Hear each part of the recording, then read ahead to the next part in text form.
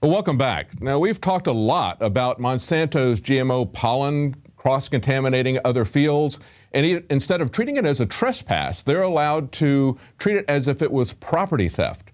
And we've also talked about how the government will come after raw milk producers, even SWAT teaming them. There are many issues of this where they are coming after our food supply. One of these that we haven't talked about too much, we've had a couple of interviews with him in the past, but this is a 2-year struggle with a farmer in Michigan and other farmers who are having their pigs declared as a invasive species. And the state is trying to destroy those pigs as well as their livelihood. So joining us today is Mark Baker from Baker's Green Acres. Welcome, Mark. I wish we were talking under better circumstances. I wish we could be talking just about why people want to grow their own food, why they want to have good, clean, healthy heritage type of crops and animals. But instead, we're talking about how you're being persecuted by the state of Michigan. Tell us why they're coming after your pigs. What's different about your pigs versus the pigs of those people who are politically connected? Well, they came out with a list of characteristics, and if your pig has even one of those characteristics, they say that your pig is feral. And there's 9 characteristics. A person can look at those on the Department of Natural Resources website if they want. But one of the characteristics is the tail structure. They say if your pig has a straight tail or a curly tail, that your pigs are illegal. So I think the politically connected people, their pigs have curly tails or straight tails. So I think it's all of our pigs. It's just they're going to depend on who can do it and who can't. Yeah. Who can raise animals and who can't. I think that's what it is more. That's amazing. Now, there are some other real differences, though, with your pigs as well, because your pigs are not kept in a factory environment. So the meat is qualitatively different, just like people will get heritage plants or they want raw milk. There are consumers out there who would like to have the choice of a different kind of meat. Tell us how your meat is different. Well, we raise them outside on pasture, so they're inherently more healthy than pigs that are raised in confinement. And we have no need to give them any kind of antibiotics or growth stimulants or anything like that. So they're just more healthy. And then being that they're outside all the time, they exercise, they dig, they root, they eat dirt, they take in the nutrients they need to create the body that they were intended to have. And their meat will be dark red instead of the other white meat that the pork industry puts out. That's right. And there's a lot of people who understand the benefits of having, say, grass-fed beef or free-range chickens because they don't want those kinds of steroids and other things that they do in a factory environment. They want a healthier animal that they're going to be eating. That's a premium product that people are willing to pay for. Consumers should be interested in this, not just farmers. And it's not just farmers, it's all businesses. If they can come in because somebody is politically connected and come after you, that's a very dangerous thing regardless of what business you're in. But tell us how this started. This has been going on for like 2 years now. It's it's 32 months that this has been going on. We were ordered to depopulate our animals by April 1st of 2012 or face felony arrest. Wow. And big fines. And I questioned that. And when I questioned it, I started getting a lot of flack from the Department of Natural Resources. And so we wound up having to sue them for clarification of their declaratory ruling. We just wanted clarification on it. And then they countersued us with a $700,000 fine. Wow. And a threat for felony arrest if we didn't comply, and threat to arrest my children, threatened to fine my customers, which destroyed my customer base, instantly. Yes. So at that point, we realized that their strategy was to just starve us, and then we would go away. But the American people have come alongside of us and helped us to keep the farm going. Wow. And be able to maintain our lawyers' fees and court costs and things like that. Wow, that's amazing. And that's bakersgreenacres.com is your website if people want to know how they can help you there. Now, you have something that is, where are you now in the process? You've got a court date coming up this week, don't you? Yes, we do. Actually, we had a hearing last Wednesday because the Department of Natural Resources had a revelation, and they decided that our pigs were okay after really? all this time, all this money. Yeah. Wow. They had a revelation that our pigs were fine, and they contacted our lawyer and said that they were going to drop their countersuit and that they wanted us to drop our suit for clarification. And we said, no, we can't at this point, because we can't continue our business with their declaratory ruling out there that says any pig with a straight tail or a curly tail is illegal. You can't build a business around that. Right. So then they went to the judge and wanted the judge to dismiss the case, and they called for a hearing last Wednesday, and it was really something to see. We had 100 people in the room that drove from all over the state, patriot type folks, and we were there. Our lawyer was there. The judge was there. But the attorney from the Attorney General's office didn't show up and called in 20 minutes prior and said that the weather was a little too much for him and he wasn't going to be able to make it. So it was real interesting. And the judge wasn't thrilled. And so it was rescheduled for this coming Wednesday at 1 o'clock. Well, maybe they think that they can wait you out and that the people who showed up won't come again. Maybe they ought to know better now. I think they've got an army of lawyers who are paid to do nothing but come after you. And here you are, a family farmer trying to survive on your own farm against this kind of outrageous persecution. It's just an amazing story. And I look at what the Stalinists did to the people in the Ukraine. I mean, that's part of the backstory about what's going on in the Ukraine. They starved the people out by coming after the farmers and doing things that were just purely arbitrary, giving them quotas to do, telling them what they could raise, what they couldn't raise. This is what Mao did in China. If you want, the final step of coming after the people is to come after their food supply, but it's even broader than that. They have absolutely no constitutional authority to do this. People need to understand that they needed to pass a constitutional amendment to get alcohol prohibited because they had no authority to do that.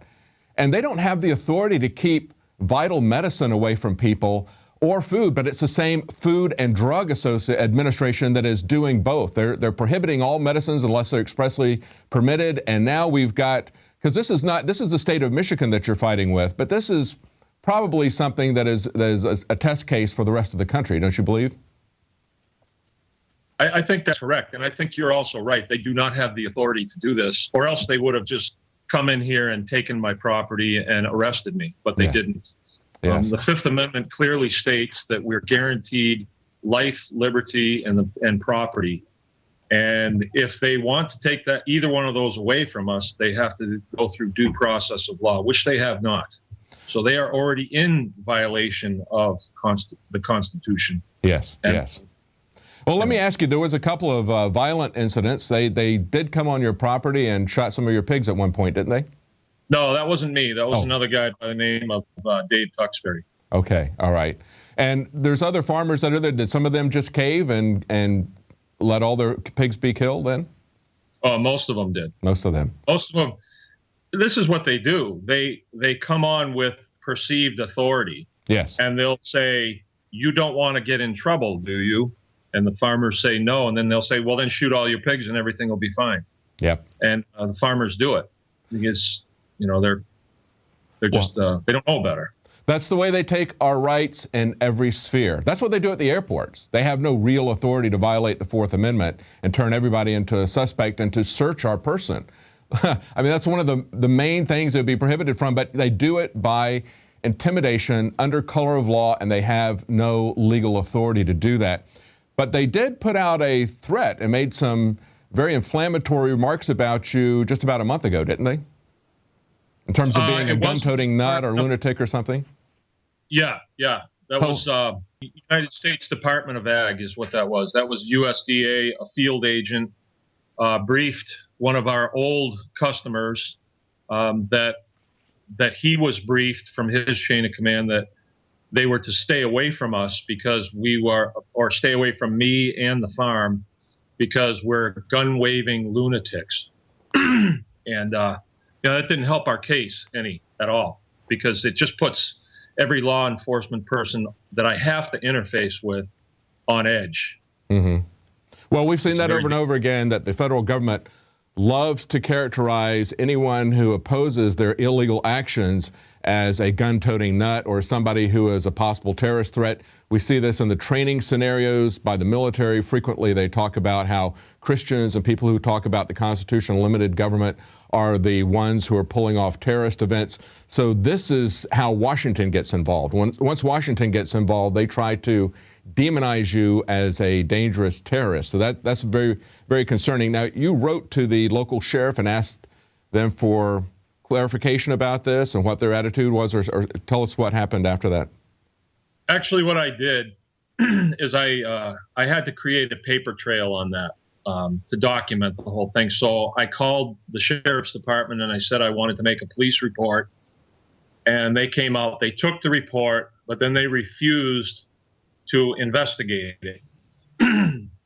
And it ended right there. But I believe the sheriff's career ended right there as well. Yeah. Because the people of the county realized that they could be put in the same situation. And why do they want a county sheriff that's like that in place, that has shown that he will not stand up? Yes. For their rights. Well, Mark, it's been great talking to you. Thank you for taking a stand, because this is not just about pigs. It's not just about Michigan. This is really broad, and we have to start standing up for our rights and not surrendering them by a gradual process of infringement through intimidation. And that's exactly what you've done. I know it's been a difficult thing for your family to try to survive and keep things going, keep the farm going as you've been attacked in this. And how can people help you? We're doing a fundraising campaign right now to try and take care of some legal debts that we have. And people that want to donate can go to bakersgreenacres.com, and there's a pledgey button there on the right that a person could make a donation if they were so inclined. And that would be greatly appreciated. That gives us the ammunition to continue the battle. Well, thank you, Mark. Thank you for doing this, for standing up for everybody's rights. Thank you. You know, it's amazing the hypocrisy of the government. It knows no bounds. The fact that they could call his pigs an invasive species when the Supreme Court supports the right of Monsanto to actually create invasive species in the laboratory and allow that pollen to cross-pollinate into natural heritage breeds and then treat that as if it was theft instead of a trespass. Just amazing. The hypocrisy of the government knows no bounds. This is not the fight of one farmer on his own. This is a fight for anybody, everyone in this country, to be able to have the kind of food that they want, whether they want natural, clean, heritage food, or whether they want something out of a factory, out of a laboratory. And it's also a fight for anyone who has a business and wants to have privacy and private property that they can have under the Constitution, enjoy the rights of a home that is not going to be invaded unless they're breaking a legitimate law. These laws are not legitimate. So we hope that you'll support him in this, that you'll stay tuned to find out what's going on with it. And we hope you'll support us too at Prison Planet TV. One subscription will allow you to share that with 10 other people simultaneously. It's a great way to get out the information, the news that everyone needs to hear, because we all need to hang in this together, or they're going to take us down separately by gradually infringing on our rights. Well, that's it for tonight. We'll be back tomorrow at 7 Central, 8 p.m. Eastern.